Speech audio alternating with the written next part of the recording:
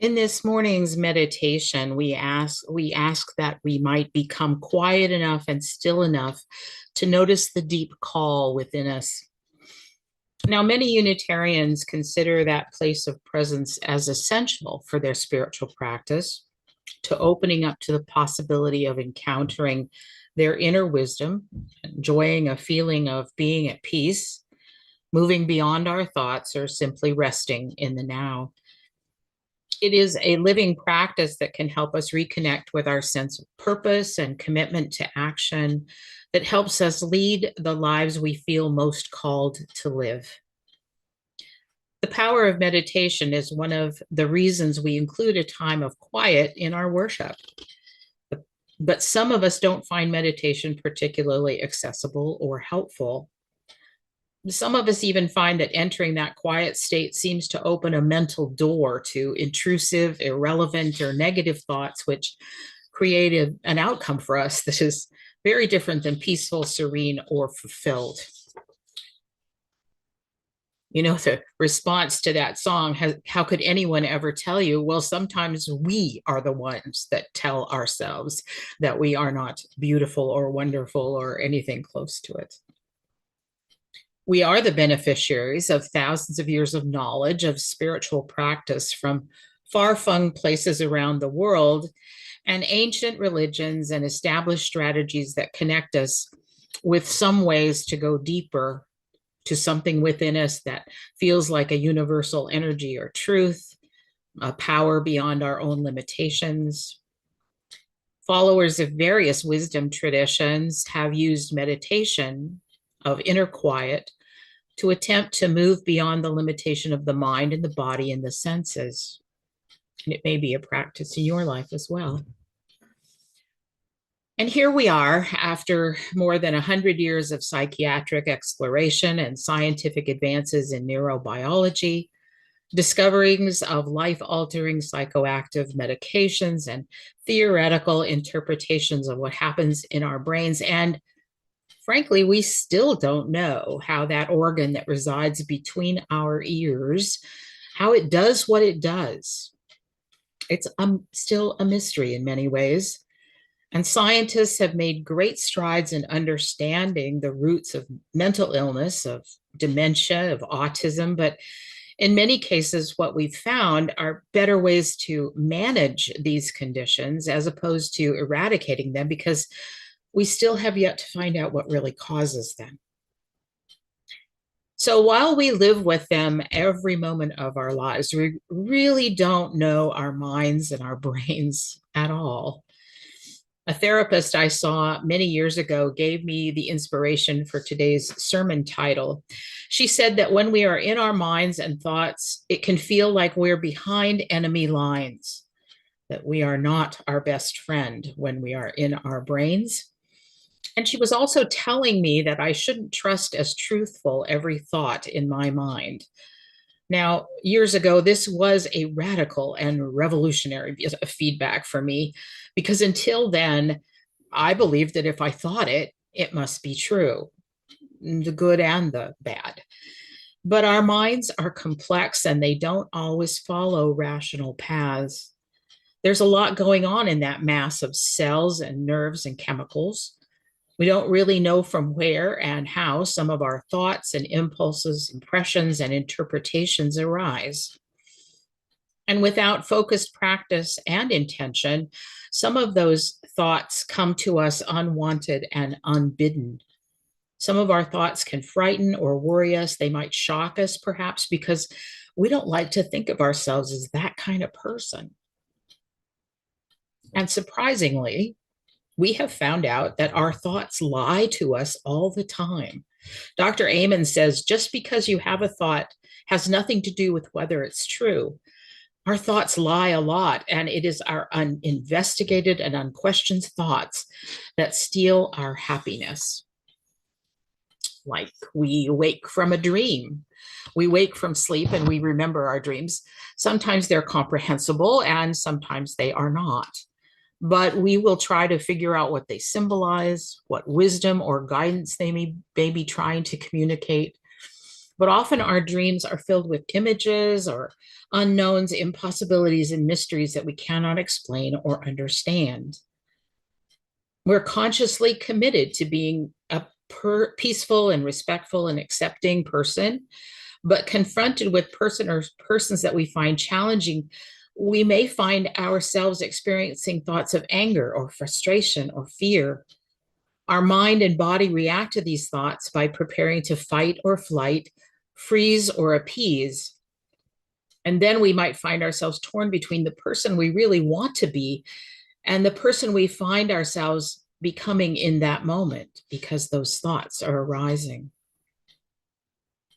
Whether we are conscious or unconscious, asleep or awake, our minds are always at work, not only accomplishing the tasks of keeping us alive, but processing information and input from the world around us. Through our life experience, we become somewhat unaware at times of our responses in sort of usual situations that we encounter. There's sort of a mental track that we get into and we just carry out and act. Something we experience as novel then may cause us to stop and gather more information and adopt a more analytical approach in that moment. But most and much of the input to our minds, we respond to rather automatically, bypassing a very thoughtful examination of its validity, reliability, consistency, or accuracy.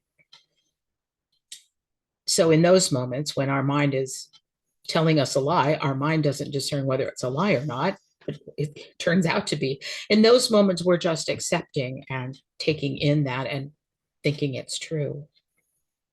Now, if all of our automatic responses were positive and life affirming, then our mental systems would be working pretty well and our lives would feel pretty good.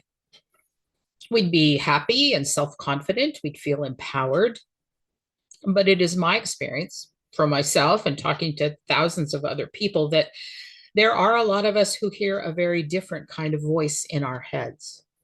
One that leads us to experience self-doubt and worry, nervousness, a sense of powerlessness to make change.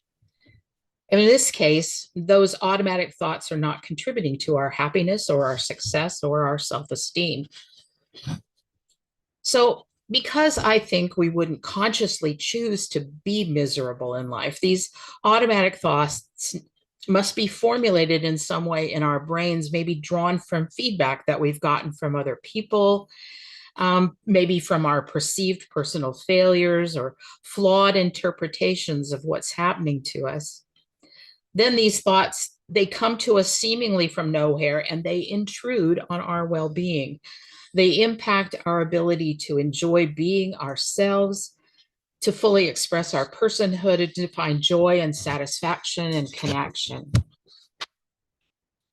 In that shared quoted text I read this morning from Dr. Daniel Amen, he refers to these, as you know, as ants, automatic negative thoughts.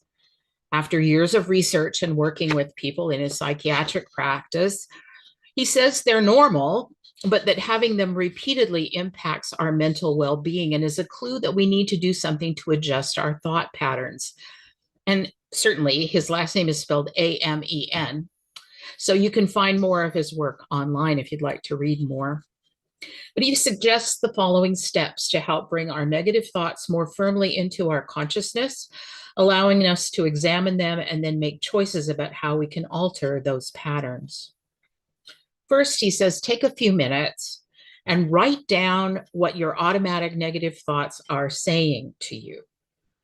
Writing them down brings them into focus, and putting them on paper not only helps get them out of your head, but it gives us a more objective place to start working on what we want to do with them.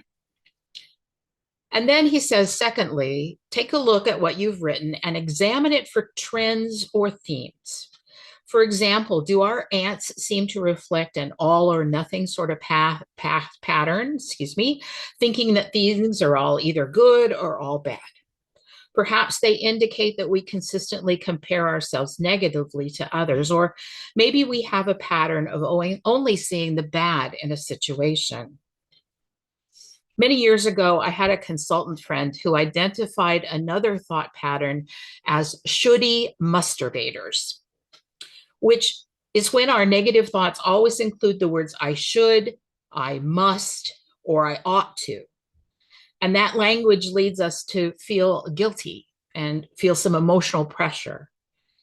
Maybe you notice that your ants tend to shift the blame and responsibility for everything to other people's, which allows you to identify as the victim and therefore feel powerless and perhaps choose to take no action at all. Patterns of how we think about ourselves and others and the situations in our lives helps us identify where we need to make changes by using the following 5 questions to get a more objective view of what's going on. And just so you know, I'll be sending the text of this to Stan to put on the website with our sermons, so you can look the questions up yourself later. Question 1 is the first and most important question. I've written down this thought, is it true? And the second part of that question is, wait a minute, is it absolutely true with 100% of certainty?